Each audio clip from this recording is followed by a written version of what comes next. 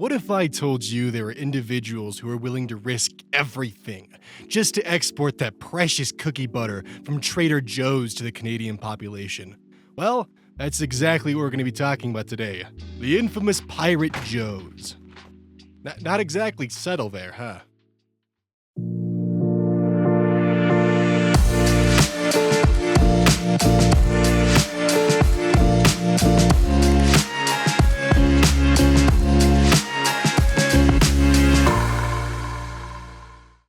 Hello everyone, it's me, Oz!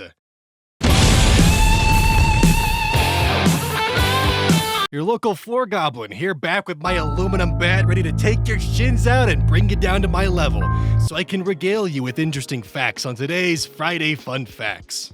And today, as the hook may have led you on, we're talking about Mike Hallett and his store Pirate Joe's. This was a small grocery store that was located in Vancouver, British Columbia, which resold Trader Joe's merchandise to the Canadian public.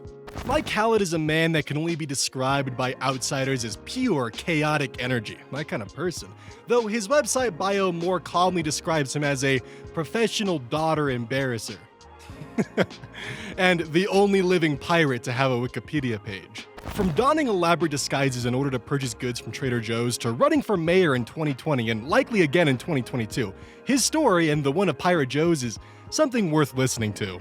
Mike Hallett, the founder of Pirate Joe's, got his start in Victoria, British Columbia, Canada, where he was born and raised. After high school, Hallett attended Carleton University for industrial design, and from an early age, he was an active entrepreneur. His first store he co-founded in his early 20s, Benny's Bagels in Vancouver, became a chain and opened in 5 different locations. Hallett, as you'll likely figure out throughout the story, is a man who chases a lot of different dreams through a lot of different avenues. Because of this, Mike lost interest in the bagel business and sold his shares in 1993.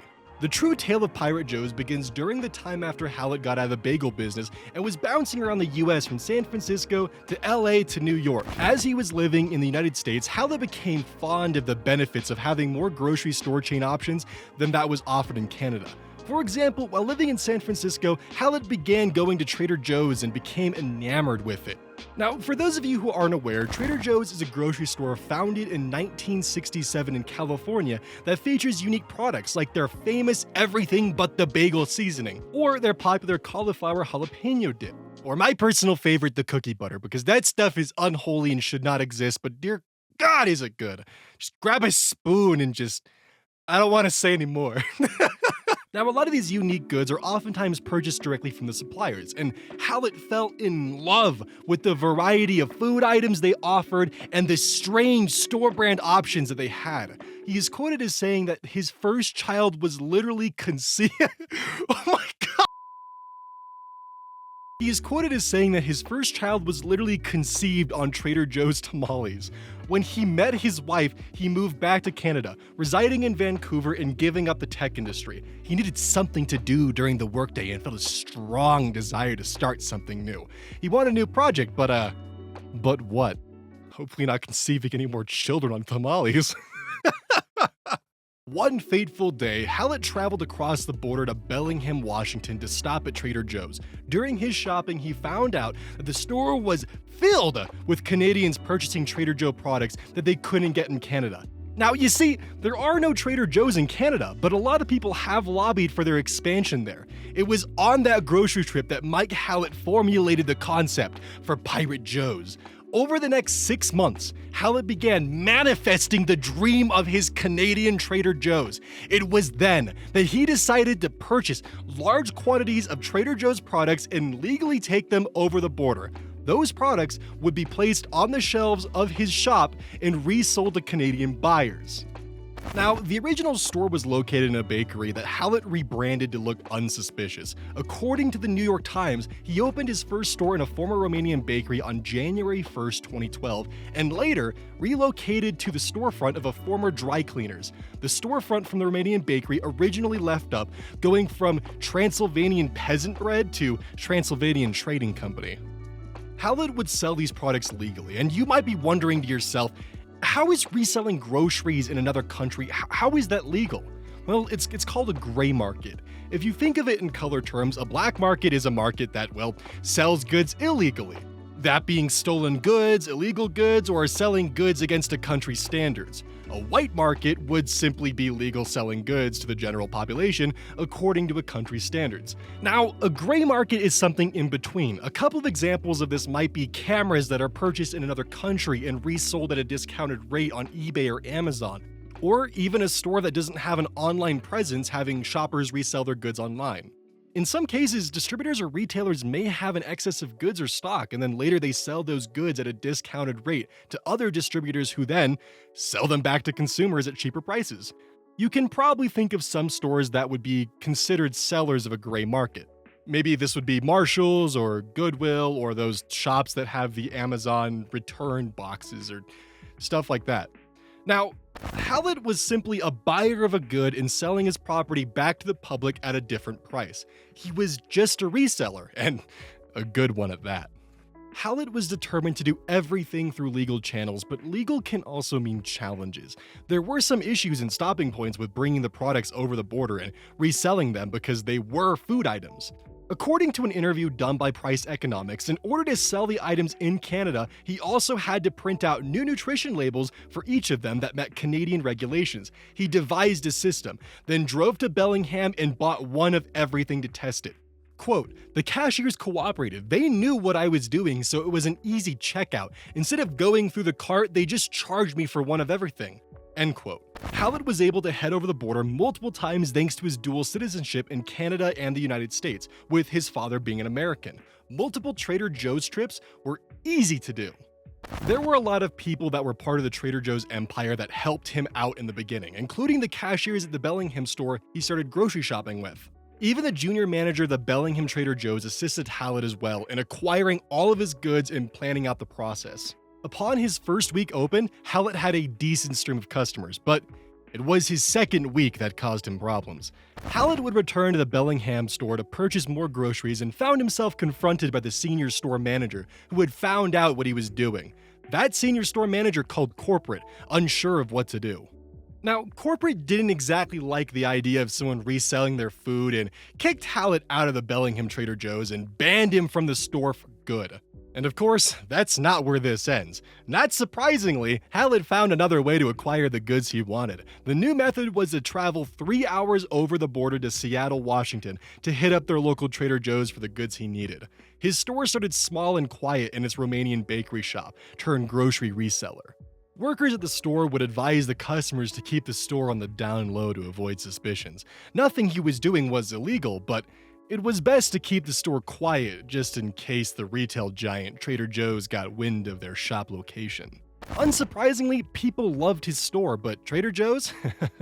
Not so much. And this is actually how I know about Pirate Joe's, because I remember when this lawsuit first happened. In 2013, Trader Joe's decided to sue Hallett. Their reason for suing him? Trademark infringement and dilution. They stated that Hallett's reselling of their items may cause harm to their brand as well, as if someone got sick from eating one of their resold items, their reputation may be impacted.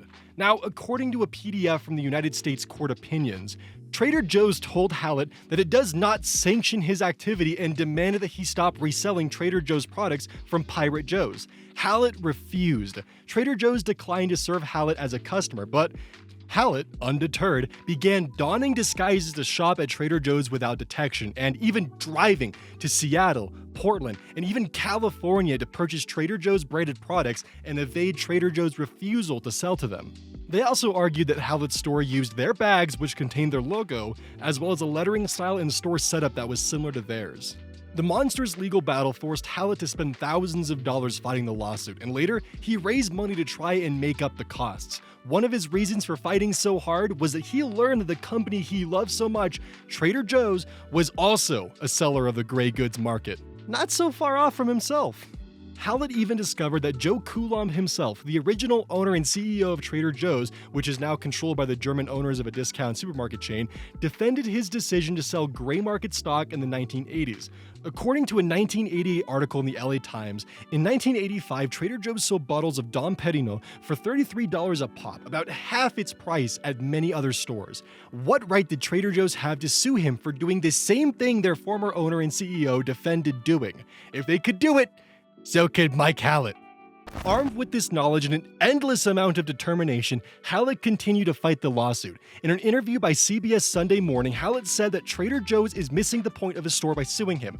He said that the point of his store is not to oppose Trader Joe's, but to spread the word of their brand and the products they sell. The only way Hallett would close his doors was if Trader Joe's opened in Vancouver and everyone had access to their products. He continued to fight the lawsuit, and in late 2013, Mike Hallett was proven victorious. The lawsuit was dismissed by a federal district court in Washington state, and many Canadians rejoiced. According to the New York Times, a federal district court in Washington ruled that the violations had occurred in Canada, where Trader Joe's has no stores, and that Trader Joe's had failed to prove that Pirate Joe's affected its business in the United States. The lawsuit was on the idea that Trader Joe's stores in the US, more specifically Washington state, would be impacted. But the court, seeing as Hallett's store was in Canada and was so small, didn't agree. So, Pirate Joe. With the new nickname for Hallett, he continued his mission, but Trader Joe's didn't stop the fight. Trader Joe's managers around Washington were given Hallett's photograph, and when he would get caught, he would also get banned from shopping in those particular locations. Hallett needed to think of new ways to get his supply of Trader Joe's goods, but at this point, his story was trending. Articles were being written about him, and he couldn't hide himself from the limelight, nor his now famous face from Trader Joe's employees. The Romanian bakery, now turned grocery reseller, was no longer concealed. His store was famously renamed Pirate Joe's. Hallett would even have styrofoam letters cut out and displayed in the front window, and at one time, he removed the P to turn it into Irate Joe's to symbolize his battle with Trader Joe's. The inside of the store was adorned in printed signs that read, "Trader Joe's is not very happy with us. They worry. And their stuff is way cheaper in Bellingham. We're here if you have a criminal record or don't want to drive for hours in traffic." Hallett was pretty comedic with his receiving of the Trader Joe's lawsuit and would also often put up funny chalkboard signs outside his store about selling contraband. Now, with its viral attention, the store started booming, and Hallett was getting banned from more and more Trader Joe's stores. According to Price Economics, the store has become a minor tourist site. The whole lawsuit was a bath in the limelight for Hallett. He was interviewed for newspapers, radio, and he made a few television appearances. Kids from the Sauder School of Business would come by every once in a while to check the place out and do a case study. I tell them it isn't a business model, it's a stunt. People come from all over just to see his store, and one guy from the outer reaches came to shake his hand and tell him he was proud. Hallett would eventually come up with a plan to get the groceries he needed. That's when he decided to cleverly employ people to grocery shop for him. Hallett began to drive a white van across the border with the words, "Grocers Without Borders," painted black on the side. He would park at the store and head inside, disguised and armed with Americans who supported his cause. According to an article by the New York Times, he would fill a cart with the items he needed and then have companions pay at the cashier. The most sensitive part of the expedition, because it was where he most risked being spotted. In ads on Craigslist, Mr. Hallett recruited day laborers for $25 an hour. He organized a hot shop, going to a Trader Joe's and stocking up on vast multiples of a few items. His undercover shoppers would go directly to a manager with a cover story about an event or party. He hired people from the United States because he didn't want to deal with the hassle of hiring Canadian shoppers and having them acquire a work visa, so instead, Hallett picked usual-looking grocery shoppers from the US to do his bidding and disguised himself. Together, they picked out the food and Hallett would leave while the shopper checked out, or Hallett would wait outside at a meeting point. He hit up stores he was banned in from Washington on the occasion, traveled all the way down to California to secretly purchase groceries. In a CBS Sunday Morning TV interview, Mike is depicted going undercover with a hat and glasses, armed with a hidden button camera, selecting groceries. When the shopper has their cart full, Mike leaves the store and pulls the van around where he waits for the shopper to buy and bring out the groceries. Mike would sometimes go even as far as dressing up as a woman with a straw hat and painting his nails to accompany his shoppers into the stores. An article by SFGate describes his costumes and the challenges he faced over the border. The gray market game is challenging. The chocolate Hallett bought in an LA Trader Joe's melted during a heat wave.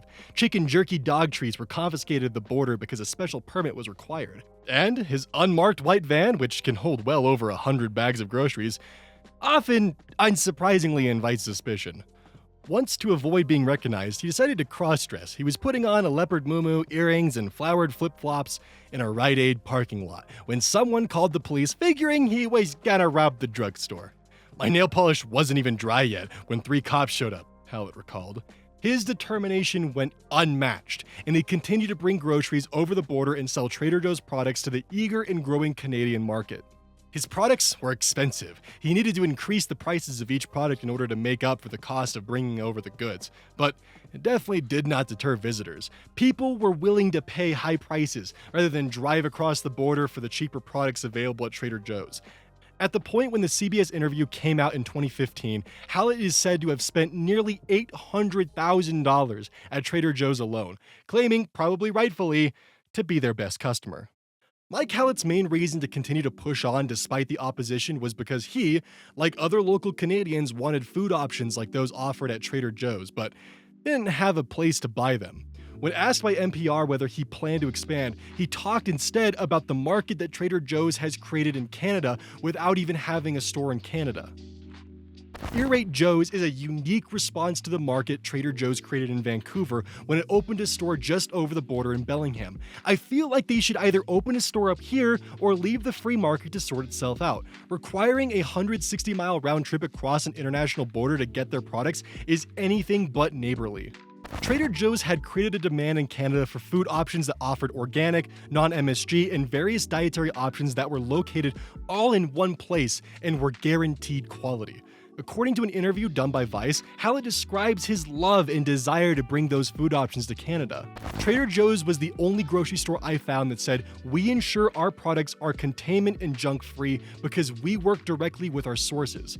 No shady distributors, nothing that cannot be verified in person on a farm." That's the reason many Americans purchase from Trader Joe's, and it's not much different for Canadians that drive across the border just to get cheese snacks and peanut butter cups. Eventually, Hallett's love for Trader Joe's would be the ultimate demise of his store and his dream to bring good food options to Canada. Now, this is where things kind of begin to take a sour turn. In 2016, Trader Joe's worked to appeal the dismissal of their lawsuit. They appealed to the Ninth Circuit Court in August of 2016, and the court overturned the previous ruling, giving the lawsuit the go-ahead to begin trial at a later date. The legal fees had already built up for Mike Hallett, and fighting a massive grocery giant became a daunting task for him and his small business. Though he maintained that he was in the right, that he could legally sell the gray market products because he had purchased them and imported them legally, he could no longer afford the legal fees. Hallett attempted to start a crowdfunding page to raise money to fight Trader Joe's in court, but was unsuccessful in raising the large amount of money needed. In early 2017, Hallett told BBC that he wished Trader Joe's would open up in Canada so that they would put him out of his misery. He was put out of his misery, but only because in early summer of 2017, Trader Joe's and Mike Hallett settled out of court, and Hallett agreed to shut down Pirate Joe's for good. A sad and quiet end to the much talked about and loved Pirate Joe's. Pirate Joe's would close its doors in early June of 2017, much to the dismay of many Canadians. In the last couple days, Pirate Joe's had a line out the door, nearly selling out of what was left of the merchandise. It was a sad end to a temporary Vancouver staple that made TV and internet news time and time again.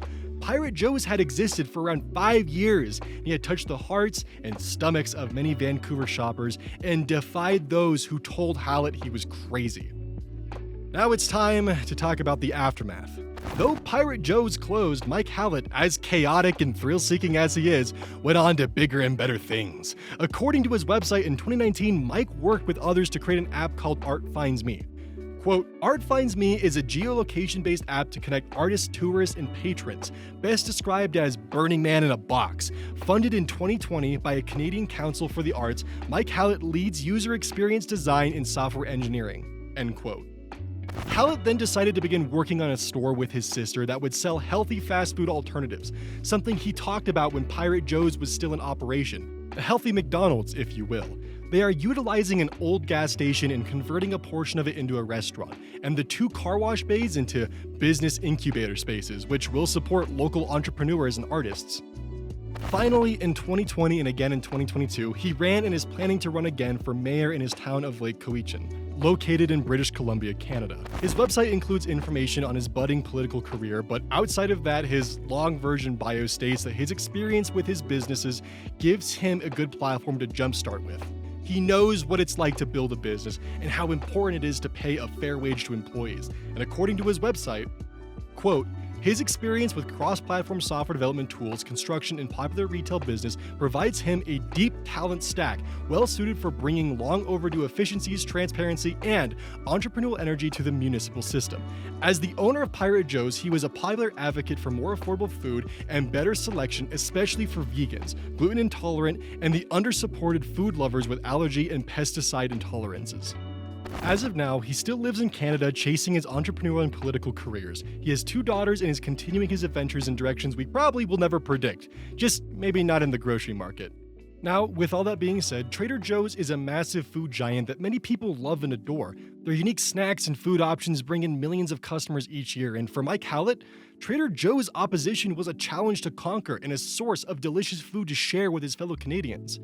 Though Trader Joe's did eventually end up taking him down, Hallett still stands tall, and whether you agree with him or not, probably remains historically Trader Joe's best customer. And that's where I'm going to wrap everything up today. If you enjoyed this video, please like and subscribe. If you do that, I'll give you your kneecaps back. But other than that, this was Fun Fact Friday, or Friday Fun Fact, and I'll see you all next time.